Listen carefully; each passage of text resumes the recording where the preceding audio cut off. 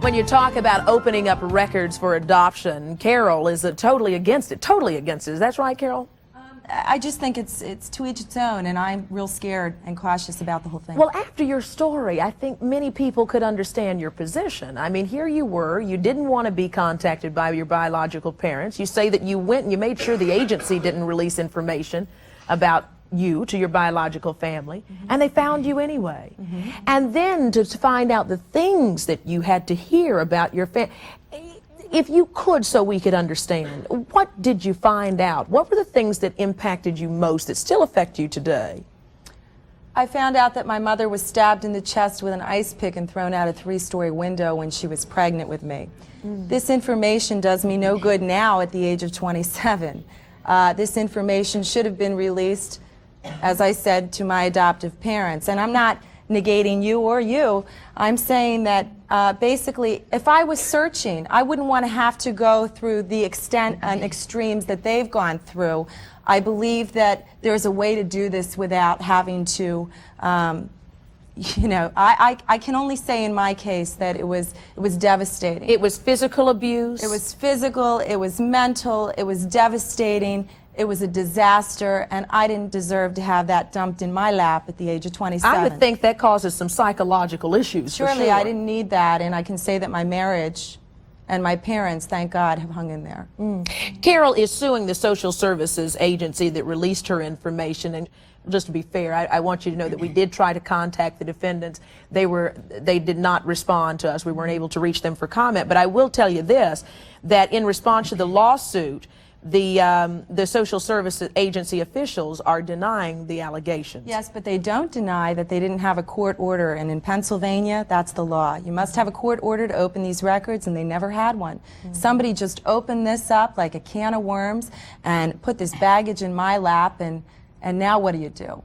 Well, I fight for children's rights with adoption, and that's what I do, and this is what has inspired me to take a stand. Let me bring in Jane. She's somebody who is deeply concerned about whether adoption records should be open. Jane Nast is from New Jersey, and she is the National Legislation Director of the American Adoption Congress. And although it scared her to death, she says, she actually helped her 2 adopted children find their birth parents. Jane, when you hear a story like this, and I'm sure it scared you to death when your kids came to you, did you ever consider that something like this might happen, that your kids might be embarking, might be intruding, might be causing more pain than good? Well, to begin with, my son was 13 when his birth mother found us in 1980. And that's why I was frightened. I mean, in 1980, you didn't have shows like this on TV. I knew the records were sealed. We had adopted through Spence Chapin in New York City. And we got a letter from her, and she said that David was reaching adolescence, and she thought this would be a time when he should know of his genetic roots. And she had married the birth father, which really did frighten me. I thought, here's a ready-made family for David. But in the end, we decided to do what was in the best interest of our son and daughter. And within 6 months, we'd made up our minds that we would meet the birth mother. And once we met, the fear, the myths, all of the things the strange feelings you have went away. Because she was a real person, she was part of our son, and she gave him information that we could never have given to him. But that was a choice from your Certainly son. it was a choice, that's right. It It was our choice as well. I didn't have a choice, and I believe opening or closing is not a choice. But yours is an isolated case, and Oh, your not parents should have been told by the agency the problems that you came into the family with.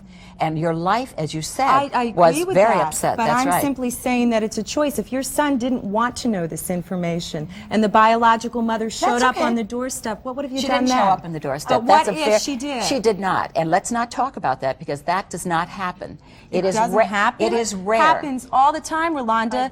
Voicemails, answering machine messages, people writing letters. You have become an expert on this. I certainly have. I have. I'm really surprised. I certainly In have. my lifetime. I want Carol to jump in here, too.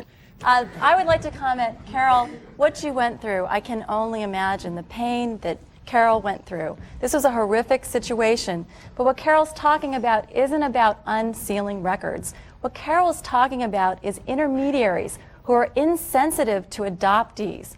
We have very special needs. and not any more special than anyone else, is to be dealt with sensitively. And this intermediary, the agency, just like the agency that I went to, were insensitive.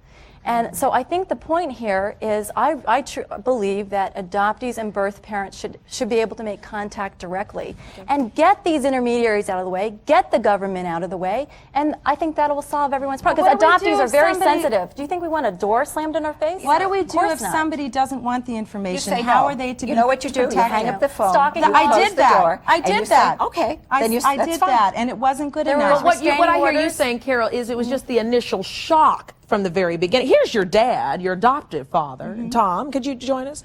Just, what do you say here? Please stand up for us. You might be able to add something from an adoptive father's perspective that we haven't gotten to. Well, Carol, when her sister contacted her and the agency released her address and her telephone number, her sister started to send her letters to describe the abuse. And one of the letters was, and the thing that really got me the most is, used to put her and her sisters in closets, throw boxes of cereals in there, and leave them for days.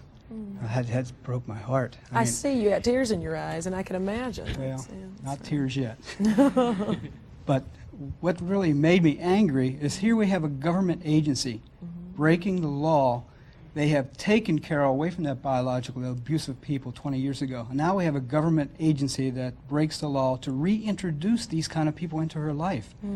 And it is a very real fear for Carol, for somebody to show up in her doorstep. How did her life change after that letter came and that contact started coming in? She's scared. She's scared. She's scared they're going to show up on her doorstep.